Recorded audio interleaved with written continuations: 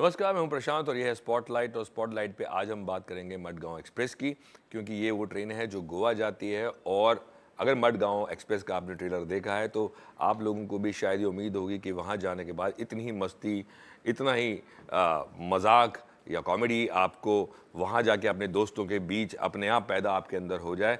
तो ये ऐसा होता है या नहीं होता है, इस बारे में तो बात करेंगे, लेकिन हम अभी फिलहाल फिल्म के बारे में बात करते हैं। हम बात करें मडगांव एक्सप्रेस की, और हमारे साथ है फिल्म की कास्ट। प्रतीक गांधी, देवेंदु शर्मा, कुणाल खेमू एक अलग अवतार में, और अविनाश तिवारी। बहुत बहुत शुक्रिया हमसे बात करने के लिए। सबसे पहले तो मैं यही पूछूंगा आपसे कि कॉमेडी को लोग बोलते हैं कि मुश्किल है, और है भी मुश्किल, लेकिन आसान होता है जब चारों लोग ऐसे मिल जाएं जो थोड़े से, जिनके अंदर फन हो।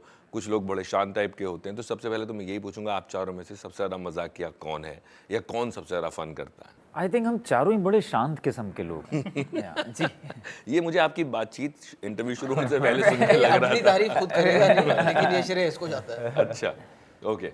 लेकिन मुझे बताइए कि आपको ये श्रेय जाता है, बाकी आप लोगों ने कैसे ढाला इस पूरी फिल्म में, या इस तरह के जॉनर में? इनको देख के, क्योंकि आपको देख के लगता है हर्षद मेहता प्ले करने के बाद कि, और ये बहुत बड़ा झटका था मेरे लिए, मैं आपको पहचान नहीं पाया जब वो बाल जिस तरह से आपने इसमें किए हैं, और मैं कहा तो बहुत ही यंग है। हाँ, नहीं है भी sir. It's not a laughing matter. अभी देख के लग रहा है। हाँ, नहीं तो उस चीज़ का श्रेय कुणाल को जाता है कि क्योंकि स्कैम के बाद एक्चुअली हुआ यही था कि जितने लोगों से बातचीत हुई, जितने इंटरव्यूज़ भी दिए, सबका पहला रिएक्शन यही था कि आप तो इस एज ग्रुप के हैं या आप इस एज ग्रुप के हैं। So when Kunal actually offered me this character, I was so relieved कि किसी ने सोचा इसके बारे में। और कॉमेडी मुझे मतलब स्टेज पे बहुत सालों से किया है जी। पर स्क्रीन पे इस जॉनर को कभी एक्सप्लोर किया नहीं था। एंड आई एम हैप्पी कि मैं मडगांव एक्सप्रेस के थ्रू इस जॉनर को पहली बार स्क्रीन पे एक्सप्लोर कर रहा हूँ, क्योंकि जिस हिसाब से लिखा भी गया था, मुझे सिर्फ आके उस कैरेक्टर को परफॉर्म ही करना था। ज़्यादा हमें कुछ उसमें ऐड या डिलीट करने की भी ज़रूरत नहीं थी, क्योंकि बहुत बीट बाय बीट पूरी स्क्रिप्ट लिखी गई थी। सारे पंचेज एंड कुणाल का जो ह्यूमर पे एक पकड़ भी जो है वो उस हिसाब की थी। And he was very clear with each and every line and joke. So that way the journey became little easier for me to just be there. जी, देवेंदु सर जैसा प्रतीक ने बोला, कुणाल आप तो यंग ही हैं। इतना, मैं इनसे फिल्म में भी 10 साल छोटा दिखाया गया, तो वो भी है। इसका बचपन अगर तो एक्चुअली कुणाल ने सारा काम स्क्रिप्ट पे हमें करके दिया था। It was all written. और मतलब कॉमेडी में सबसे ज़्यादा ज़रूरी हो जाता है कि लिखा इस तरीके से हो कि जब आप परफॉर्म करें तो फोर्स्ड ह्यूमर ना लगे। राइट। तो सारा श्रेय कुणाल को जाता है, हमारी लुक से लेके फिल्म की पंच लाइन, कहानियों तक, मतलब हर चीज़ वो सो वेल डिफाइंड कि ये करने में बिल्कुल मुश्किल नहीं आया। The only thing was that he used to be very adamant at times कि इसको ऐसे ही करो, इसे चेंज मत करो। डायरेक्ट कैसे करेगा भाई वो? बट ऐसा आपको लगता है ना, कोई पहली बार डायरेक्ट कर रहा होगा तो he'll be more collaborative। वो फील मुझे नहीं ये नहीं पता था कितना हार्ड, कितना टास्क मास्टर है। हाँ, वो मुझे एक थोड़ी सी रह गई कहीं, मतलब दिल में ना टीस रह गई यार। मैं कुणाल के पास आऊंगा, पहले अविनाश से बात करता हूँ। आपके लिए ये फिल्म, मुझे लगता है कि एक होता है ना कि यार आपको एक अपना जो इमेज बन गया वो फाड़ना है। आपके साथ भी ऐसा ही था? तो मुझे पता नहीं मेरा इमेज क्या है, बट मुझे ये ज़रूर पता है कि बहुत सीरियस काम हो रहा था अभी तक, बहुत ही इंटेंस पार्ट थे। और जहाँ जाता था लोग मुझसे पूछते थे कि when are we seeing you in something fun. मैं भी ये मौका ढूंढ रहा था कि मुझे मिले, और thankfully when Kunal reached out, he had this, we had a narration. हमारा एक नरेशन हुआ था जिसमें कुणाल ने ऑलमोस्ट सारे पार्ट जो हैं सबके पार्ट्स प्ले किए, और वो नरेशन इतना हिलेरियस था कि अब सारे लोग ऑलमोस्ट लोटपोट होकर गिर रहे थे। लेकिन उसके बाद जब वो स्क्रिप्ट पढ़ी गई, वो सेम इम्पैक्ट वो पढ़ने के बाद भी आ रहा था, which was what the most interesting part was कि जैसे सबने कहा कि लिखावट में ये चीज़ बहुत सुंदर तरीके से आ रही थी, और इसलिए काम काफ़ी आसान हो गया। क्योंकि जब आप ऑन पेपर वो हंसी आ रही है, हम परफॉर्म करेंगे, थोड़ी भी काबिलियत हमारे अंदर है तो वो इवेंचुअली बेहतर ही होगा। राइट। सेट पर आने के बाद ये दो महारथी जो हैं, इनके साथ काम करने का मौका मिले, दोनों अपने इस खेल में अव्वल नंबर लेकर आते हैं और मुझे साथ में इनके खड़े होना पड़ा, ये अपने आप में मेरे लिए बहुत बड़ी बात थी। कुणाल जी ने, मतलब जैसे हम सब जानते हैं उनकी जो पकड़ है, कुणाल जी जो इनकी पकड़ है, एक्चुअली फर्स्ट इंटरव्यू है तो अभी थोड़ा खुल कोशिश कर रहा हूँ धीरे धीरे। नहीं, टीस निकाल रहे। तो कुणाल जी जब थे ही हमारे सेट पर, उन्होंने हमें जिस तरह से गाइड किया, बहुत आसान हो गया हमारे लिए काम करना। बट मुझे बताइए कुणाल, इन्होंने बोला कि आप करके बता रहे थे। कुछ डायरेक्टर्स होते हैं ऐसे जो करके बताते हैं और कुछ हैं जिन्हें, क्योंकि आप खुद एक्टर हैं, तो करके बताना बतौर एक्टर कई बार मुश्किल हो जाता है। नहीं, नॉट ऑन सेट सर, वो ये जब narration है। नरेशन दिया था हाँ, okay. तब वहां पे मतलब that narration was like he was almost performing every character, not on sets. वो एक्चुअली जानबूझ के भी किया गया था, क्योंकि मेरे को याद है जब मैंने प्रतीक का भी नरेशन इसका एक अलग से हुआ था, तो मैंने सारे किरदार अपने हिसाब से ताकि मैं रख दूं टेबल पे कि मैं इन किरदारों को कैसे दिखता हूं। चाहता हूँ। उसके बाद मैंने इससे कहा भी था कि ये मेरा वर्जन है, लेकिन इसको अब आप खुद ढालो, इसमें आप अपनी जान भरें।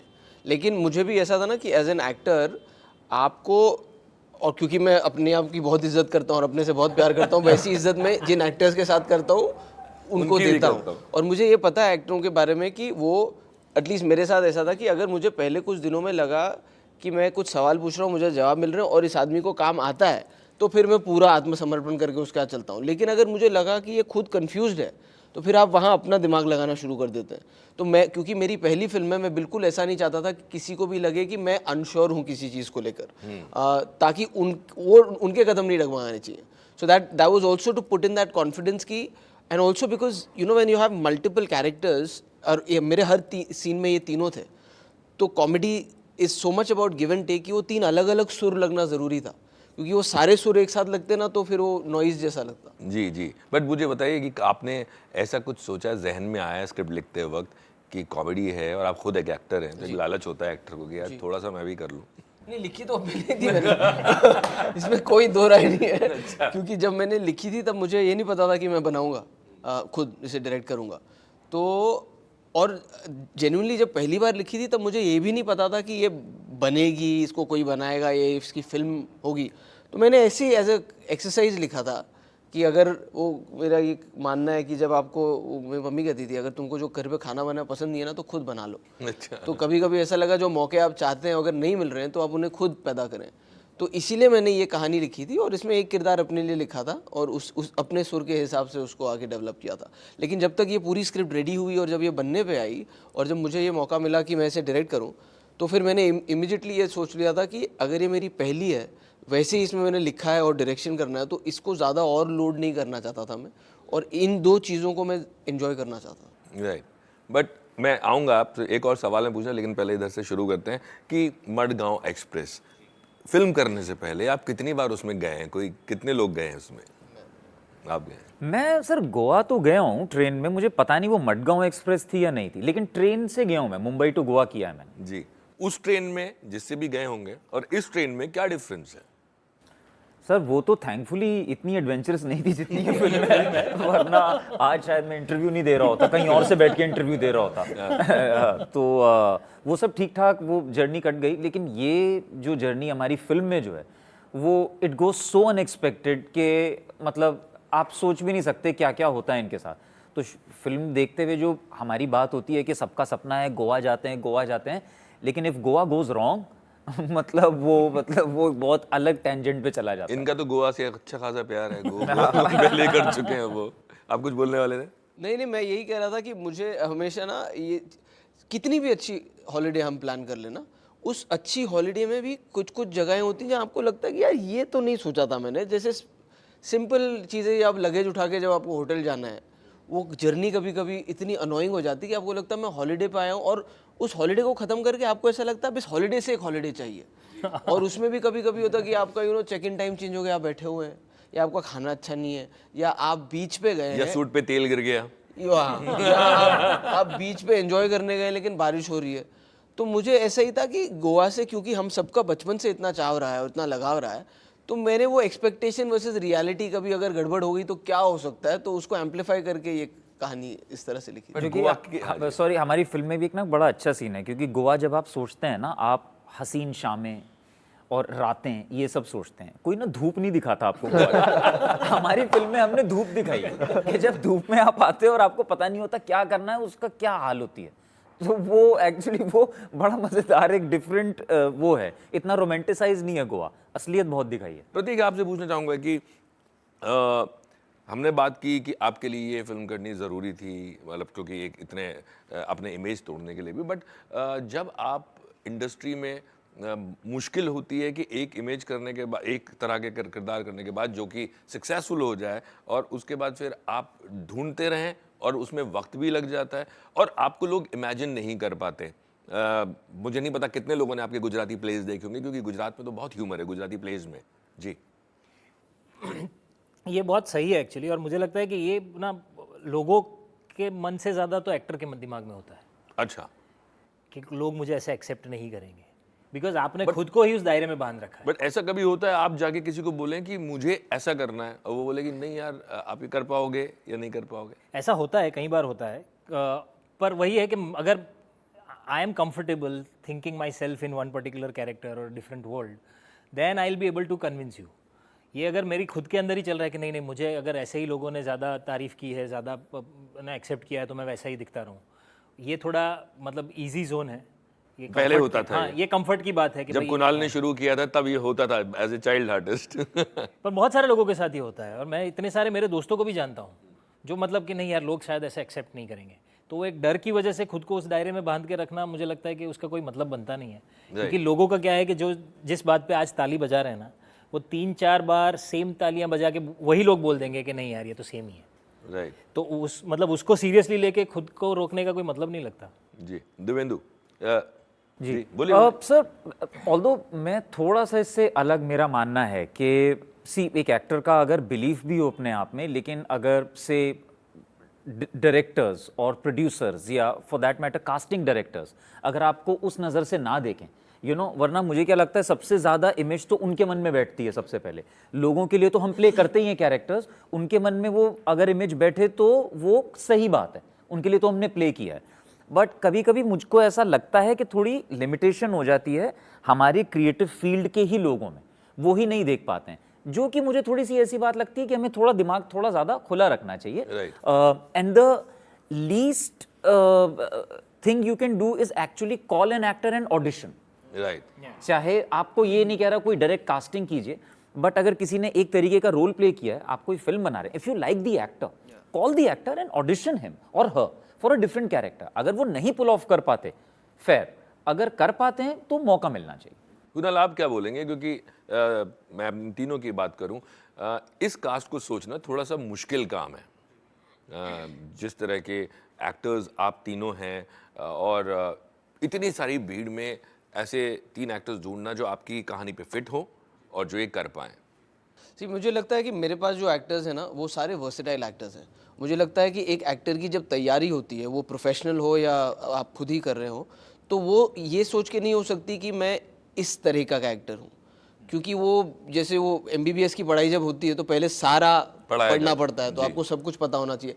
फिर आप कहते हैं कि यार इसमें मैं MD करता हूँ और इस पर मैं स्पेशलाइज करता हूँ। So then you can say कि फर्स्ट तो आप एक्टर हैं, मतलब आपको सारी चीज़ें आनी चाहिए, उसके बाद आप विद एक्सपीरियंस और लोग आपको कैसे एक्सेप्ट करते हैं, देन यू कैन से कि okay he specialises in comedy. That does not mean कि ये अब सीरियस कर ही नहीं सकता, उसने एक्सप्लोर नहीं किया, उसको उतना टाइम नहीं मिला उसके लिए। तो मुझे बिल्कुल भी मन में ये नहीं था कि मुझे पता था मेरी पूरी team, these 3 boys here and the other actors, मतलब पहले दिमाग में यही कास्ट थी आपके जहन में? नहीं, मुझे लड़के तो पता ही नहीं थे, लेकिन मुझे ये पता था कि मुझे एक्टर्स के साथ काम करना है। तो इसीलिए मेरे लिए जब प्रतीक गांधी की भी बात हुई तो मेरी छवि उसकी स्कैम वाली नहीं थी, मेरी छवि थी कि अच्छा एक्टर है, और मुझे भी पता है इसने गुजराती थिएटर किया है, कॉमेडी किया है और स्टेज से, तो he is an overall versatile actor.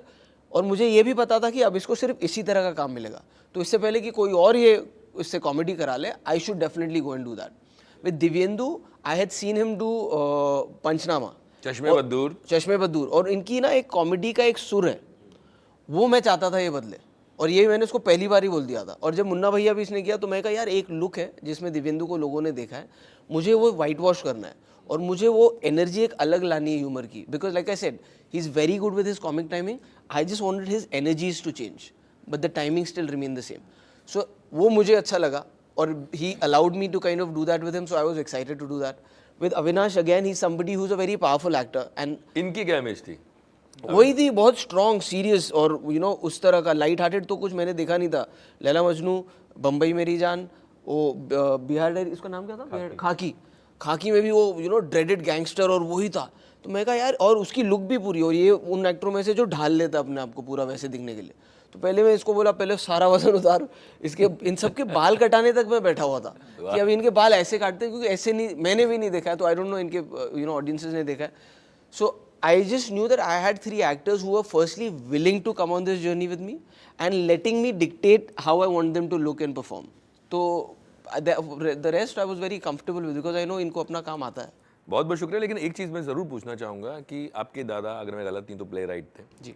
आपने उनकी राइटिंग और डायरेक्शन में आपने एक कदम और आगे बढ़ाया, तो क्या लग रहा है कि जो एक उन्होंने आपके जीन्स में छोड़ा था वो आप आगे बढ़ाए? बिल्कुल बिल्कुल, उनका आशीर्वाद हमेशा साथ रहे.